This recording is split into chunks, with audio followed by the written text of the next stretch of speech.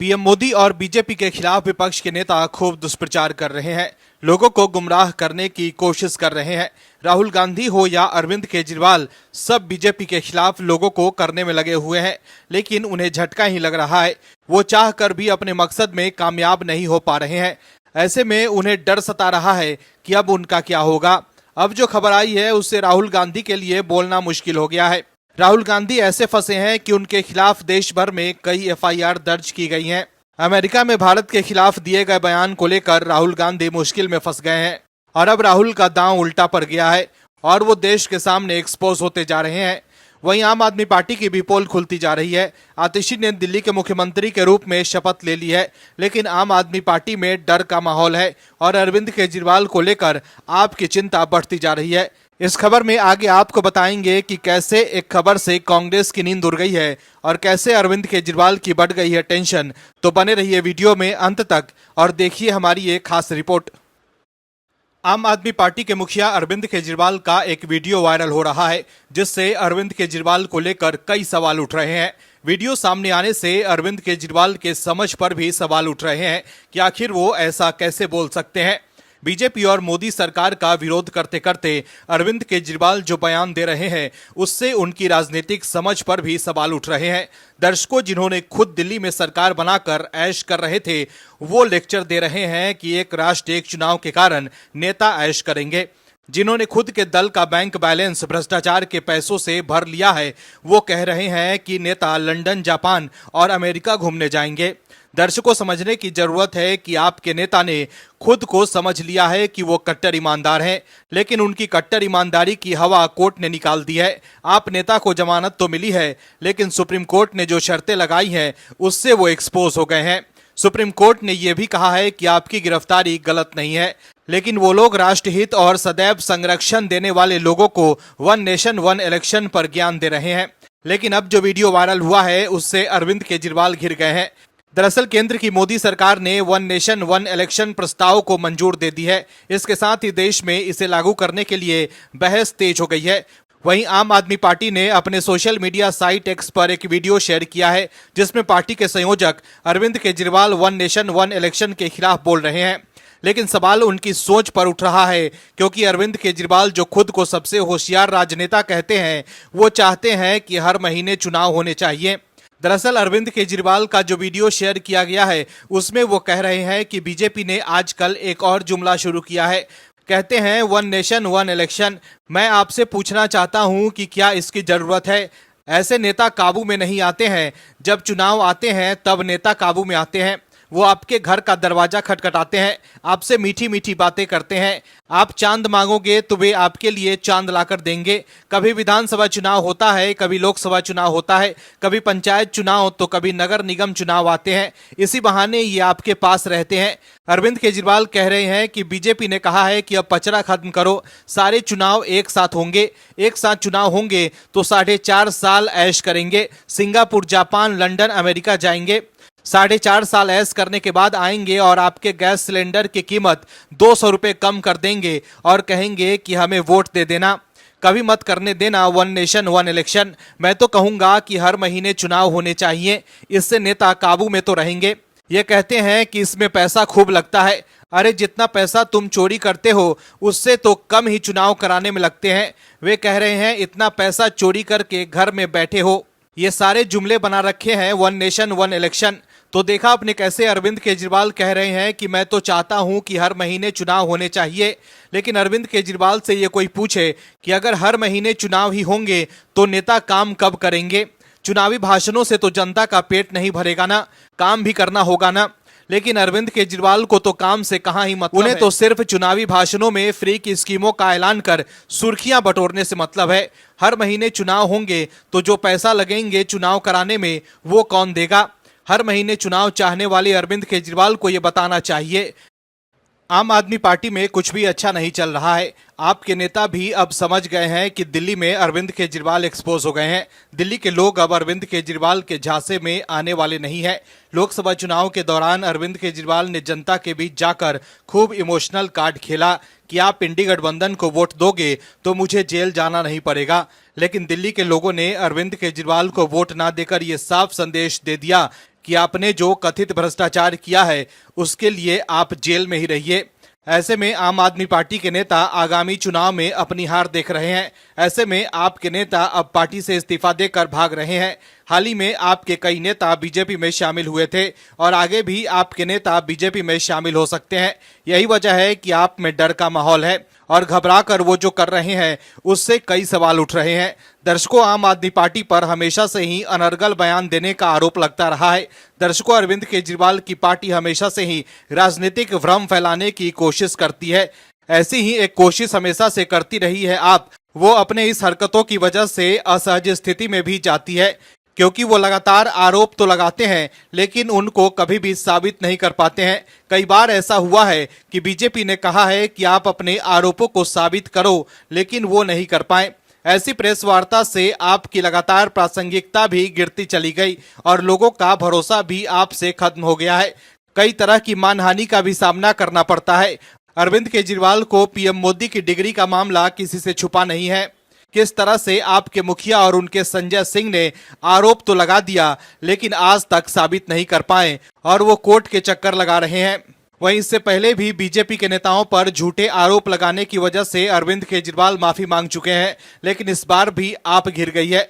दरअसल 26 सितंबर को होने वाले स्टैंडिंग कमेटी के चुनाव से पहले आम आदमी पार्टी ने बीजेपी पर पार्षदों को ईडी सीबीआई की धमकी देने का आरोप लगाया है। आप नेताओं ने अपने सभी पार्षदों से कहा है कि ऐसे बीजेपी नेताओं का वीडियो बनाकर उन्हें एक्सपोज करें। इस दौरान आप विधायक दुर्गेश पाठक ने कहा है कि अरविंद केजरीवाल ने फैसला किया है कि जब तक वो जनता की अदालत में पास नहीं होंगे तब तक मुख्यमंत्री की कुर्सी पर नहीं बैठेंगे। बीजेपी झूठ फरेब की राजनीति कर रही है, पार्टियों के पार्षदों को तोड़ने का काम कर रही है। उन्होंने आरोप लगाते हुए कहा है कि हमारे पार्षद रामचंद्र के साथ हुआ, वो वापस आए तो उन्हें किडनैप किया गया, लेकिन सुंदर तंवर बुरारी में क्या कर रहे थे पुलिस उनकी लोकेशन निकाल सकती है। दिल्ली सरकार ने जगह जगह सीसीटीवी कैमरे लगाए हैं जिसकी फुटेज जल्द आएगी। हमारे सभी पार्षदों को बोला है कि रिकॉर्डिंग के लिए हमेशा तैयार रहें, बीजेपी को एक्सपोज करना है। ये लोग भ्रष्टाचार के पैसों से दूसरी पार्टी के नेताओं को खरीद कर तोड़ना चाहते हैं। वहीं आप विधायक संजीव झा ने आरोप लगाया है कि हमारे एक पार्षद से बीजेपी नेता सुंदर तंवर ने कहा है कि 2 करोड़ रुपए लेकर बीजेपी में आ जाओ, नहीं तो ईडी सीबीआई पीछे लगा दी जाएगी। इस तरह हमारे विधायकों से बवाना से पार्षद रितु सोलंकी के पति मुकेश सोलंकी ने कहा कि कई लोगों के फोन आ रहे हैं कि स्टैंडिंग कमेटी के चुनाव में बीजेपी को वोट करे, लेकिन हम अरविंद केजरीवाल के सच्चे सिपाही हैं। वहीं आप नेताओं के आरोपों पर दिल्ली बीजेपी के अध्यक्ष वीरेंद्र सचदेवा ने कहा है कि हारी हुई आम आदमी पार्टी का राजनीतिक अलाप है ऑपरेशन लोटस। जब जब इनकी जमीन खिसकती है, इन्हें जब भी अपने साथियों पर भरोसा नहीं होता है तो ऑपरेशन लोटस का डर दिखाया जाता है। दुर्गेश पाठक को अपनी नई नवेली सीएम से पूछना चाहिए कि उन्होंने भी ऐसे आरोप लगाए थे। आज वो कोर्ट के चक्कर काट रही हैं। तो देखा आपने कैसे बीजेपी ने आप पर पलटवार कर आपको एक्सपोज कर दिया है। कांग्रेस नेता राहुल गांधी अमेरिका में जाकर भारत की छवि खराब करने का काम कर रहे हैं। बीजेपी से मुकाबला करने के लिए वो बीजेपी को दलित विरोधी बता रहे थे और जाति जनगणना के नाम पर मोदी सरकार को घेरते हैं, लेकिन अब बीजेपी को कांग्रेस को घेरने का बड़ा मौका मिल गया है, जिससे राहुल गांधी का खेल खराब हो सकता है। दरअसल कांग्रेस के लिए हरियाणा चुनाव का कुरुक्षेत्र दिन प्रतिदिन मुसीबत का सबब बनता जा रहा है। जुतम पैजार ऐसी है कि रोज के रोज नए नए कलेश हरियाणा कांग्रेस के भीतर देखने को मिल रहे हैं। यानी कि आप कह सकते हैं कि राजनीतिक कलेश के रंग हरियाणा कांग्रेस के संग। एक हरियाणा में कांग्रेस का हुड्डा गुट है तो एक तरफ शैलजा गुट है, तो वहीं एक रणदीप सिंह सुरजेवाला का भी गुट है। कांग्रेस के लिए मुश्किल ये है कि वो समझ ही नहीं पा रही है कि हरियाणा में दलितों की संख्या लगभग 21% है और कांग्रेस को डर ये लग रहा है कि अगर कुमारी शैलजा नाराज होती हैं तो कहीं न कहीं दलितों की एक बड़ी आबादी का कांग्रेस से मोह भंग हो सकता है। लेकिन कांग्रेस कह रही है कि सब चंगासी, लेकिन कुमारी शैलजा के तेवर देखकर तो ऐसा ही लग रहा है कि कांग्रेस के अंदर वर्चस्व का दंगासी। दरअसल हरियाणा विधानसभा चुनाव 2024 से पहले कांग्रेस में खेमेबाजी खुलकर सामने आ गई है और अब ऐसा लग रहा है जैसे कांग्रेस के लिए हरियाणा में इज्जत बचाना भी मुश्किल हो सकता है, क्योंकि अरविंद केजरीवाल भी चुनावी मैदान में कूद गए हैं और वो कांग्रेस के वोट बैंक में ही सेंध लगाएंगे। तो वहीं कांग्रेस आपसी कलह से भी जूझ रही है। कांग्रेस सांसद और कांग्रेस वर्किंग कमेटी की सदस्य कुमारी शैलजा फिलहाल कांग्रेस के नेतृत्व से खफा है। खबर के मुताबिक सूत्रों ने बताया है कि वो सिर्फ और सिर्फ भूपेंद्र सिंह हुड्डा वाले गुट को तवज्जो दिए जाने से नाखुश हैं। कुमारी शैलजा हफ्ते भर से हरियाणा में कांग्रेस के प्रचार अभियान में नजर नहीं आई हैं। उनसे जुड़े लोगों के मुताबिक ऐसा लग रहा है जैसे केवल भूपेंद्र सिंह हुड्डा के नेतृत्व में चुनाव कराया जा रहा है, जबकि लंबे समय से कुमारी शैलजा चुनाव प्रचार में जुटी हुई थी। इस बीच पूर्व मुख्यमंत्री और पार्टी के सीनियर नेता भूपेंद्र सिंह हुड्डा ने राज्य में सीएम फेस को लेकर बड़ा बयान दिया है और पार्टी में गुटबाजी के आरोपों को सिरे से खारिज कर दिया है। हिंदी अखबार दैनिक भास्कर को दिए इंटरव्यू के दौरान ये पूछे जाने पर कि कांग्रेस चीफ मल्लिकार्जुन खड़गे तो कहते हैं कि मुख्यमंत्री का चेहरा कोई नहीं होगा। हालांकि कुमारी शैलजा और रणदीप सिंह सुरजेवाला भी दावेदार हैं। भूपेंद्र सिंह हुड्डा का इस पर जवाब आया कि कांग्रेस की पद्धति है एमएलए बनेंगे जिसका ओपिनियन जाना जाएगा, कांग्रेस हाईकमान उसके बाद फैसला लेगा। मैं भी दावेदार हूं, इसलिए तो चुनाव लड़ रहा हूं। हालांकि भूपेंद्र सिंह हुड्डा ने यह भी कहा कि दावेदार और भी हो सकते हैं, जरूरी नहीं कि एमएलए ही मुख्यमंत्री बने। वहीं अब बीजेपी को भी कांग्रेस के खिलाफ बड़ा हथियार मिल गया है। केंद्रीय मंत्री मनोहर लाल खट्टर ने कांग्रेस नेता कुमारी शैलजा की नाराजगी पर बड़ा बयान दिया है। उन्होंने कहा है कि कांग्रेस ने अनुसूचित जाति की महिला नेता का अपमान किया है, जिससे सिर्फ कुमारी शैलजा ही नहीं बल्कि पूरा अनुसूचित जाति समाज आहत है। इसका खामियाजा कांग्रेस को आगामी चुनाव में भुगतना पड़ेगा। दरअसल शैलजा और हुड्डा के बीच खींचतान पहले से ही चल रही थी। शैलजा भी विधानसभा चुनाव लड़ना चाहती थी, लेकिन पार्टी ने उन्हें टिकट नहीं दिया। लेकिन शैलजा भी सीएम पद पर दावा ठोक रही थी। अब हरियाणा में कांग्रेस पार्टी के पोस्टरों से भी शैलजा गायब हो गई हैं। पार्टी के नेताओं और प्रत्याशियों ने चुनाव प्रचार के दौरान पोस्टरों में शैलजा को जगह नहीं दी है। लेकिन अब कांग्रेस के इस झगड़े को लेकर बीजेपी भी हमलावर हो गई है और राहुल गांधी जो बीजेपी को दलितों के मुद्दे पर घेरने चले थे, लेकिन अब बीजेपी कांग्रेस पर दलित नेता को अपमान करने का आरोप लगाकर कांग्रेस पर निशाना साध रही है। अरविंद केजरीवाल की सीएम की कुर्सी जाने के बाद से ही आप के नेता तिलमिलाए हुए हैं।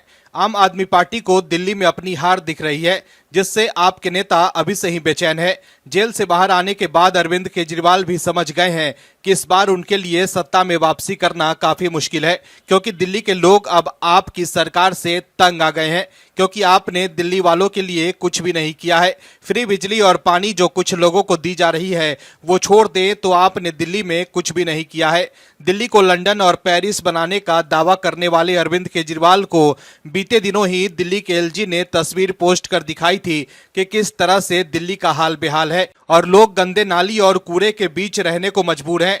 वहीं अरविंद केजरीवाल ने यमुना जी को भी साफ करने का वादा किया था, लेकिन वो भी नहीं हुआ। इसके अलावा अरविंद केजरीवाल ने दिल्ली वालों को नौकरी भी नहीं दी है।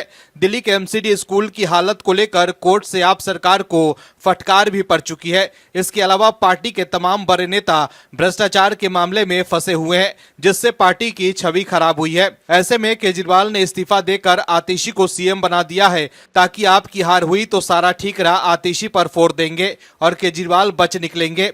लेकिन अब दिल्ली की नई सीएम आतिशी भी आगामी विधानसभा चुनाव में आपकी हार देख घबरा गई है और अभी से ही दिल्ली के लोगों को डर दिखा रही हैं। दोस्तों, समझने की जरूरत है कि कैसे आपके नेता लोगों को भ्रमित करने की कोशिश कर रहे हैं। आपके नेता राजनीति की नैतिकता के निम्न स्तर पर पहुंच गए हैं। दर्शकों, आप जो एक समय कहती थी कि हमें सत्ता का लालच नहीं है, वो दूसरी तरफ सत्ता के लिए कह रहे हैं कि हमें वोट दीजिए, नहीं तो दिल्ली में बिजली महंगी हो जाएगी, मुफ्त की सेवाएं बंद हो जाएंगी। ऐसे में आप समझ सकते हैं कि आप में डर का माहौल चरम पर है कि इस बार वो हार न जाएं। दरअसल आम आदमी पार्टी के नेता और दिल्ली की नई मुख्यमंत्री आतिशी ने एक प्रेस कॉन्फ्रेंस में कहा है कि बीजेपी के बिजली मॉडल से बचने के लिए अरविंद केजरीवाल को दोबारा दिल्ली का मुख्यमंत्री बनाना जरूरी है। उन्होंने कहा कि बीजेपी की सरकार उत्तर प्रदेश में बिजली के दामों में 250% की इजाफा किया है। आतिशी ने कहा है कि पहले उत्तर प्रदेश में जहां 1 किलोवाट के 1200 रुपए देने होते थे, वहीं अब 3000 रुपए देने पड़ते हैं। आतिशी ने कहा है कि अगर किसी का 5 किलोवाट का बिजली कनेक्शन लगवाना है तो उसके रेट भी 118% तक बढ़ा दिए गए हैं। बीजेपी पर निशाना साधते हुए आतिशी ने कहा कि ये बीजेपी की वही उत्तर प्रदेश सरकार है जिसने गर्मी में 8 घंटे के पावर कट किए। उन्होंने कहा कि बीजेपी का बिजली मॉडल क्या है, लंबे लंबे पावर कट और महंगी बिजली। इसलिए दिल्ली के लिए ये महत्वपूर्ण है कि जनता अरविंद केजरीवाल को दोबारा मुख्यमंत्री बनाए। इस बार दिल्ली में 19 जून को पीक डिमांड में भी पावर कट नहीं हुआ। दिल्ली में 37 लाख ऐसे परिवार हैं जिनका बिल शून्य आता है, यानी कि उन्हें बिजली के उपयोग के लिए एक पैसा भी नहीं देना होता है। आतिशी ने कहा है कि बाकी जगहों की तुलना में दिल्ली में सबसे कम बिजली का बिल आता है। उन्होंने कहा कि मध्य प्रदेश और महाराष्ट्र जैसी जगहों पर बिजली का बिल दिल्ली के मुकाबले 4 गुना ज्यादा आता है। आतिशी ने कहा कि हमें कहते हैं कि दिल्ली में बिजली सस्ती नहीं है, बाकी सब्सिडी देते हैं। 400 यूनिट तक बिजली की आप दिल्ली से बाकी जगहों से तुलना करेंगे तो यहाँ सबसे कम बिल आता है। जब फरवरी में चुनाव आएंगे तो दिल्ली वालों को फिर से आपकी सरकार बनानी है। वहीं आतिशी पर पलटवार करते हुए दिल्ली बीजेपी के अध्यक्ष वीरेंद्र सचदेवा ने कहा है कि केजरीवाल सुश्री आतिशी सरकार बौखला चुकी है। हिम्मत है तो दिल्ली की जनता को डराने गुमराह करने की जगह बिजली बिलों में पीपीएसी एवं अन्य सरचार्ज की लूट को रोकें। दिल्ली की जनता आश्वस्त रहे। फरवरी में बीजेपी की सरकार आएगी तो बिजली सरचार्ज के नाम पर केजरीवाल सरकार और निजी पावर डिस्कॉम की मिलीजुली लूट की जांच करवाकर यथासंभव रिफंड कराएंगे। भाजपा 200 यूनिट बिजली छूट का लाभ मध्यम वर्ग तक ले जाएगी और व्यापारिक प्रतिष्ठानों की बिजली बिल घटाने पर काम करेगी। तो देखा आपने कैसे बीजेपी ने आपके नहले पर दहला मार दिया है। Bureau report OMH news. और भी वीडियोस देखने के लिए चैनल को सब्सक्राइब करें और बेल आइकन को दबाएं।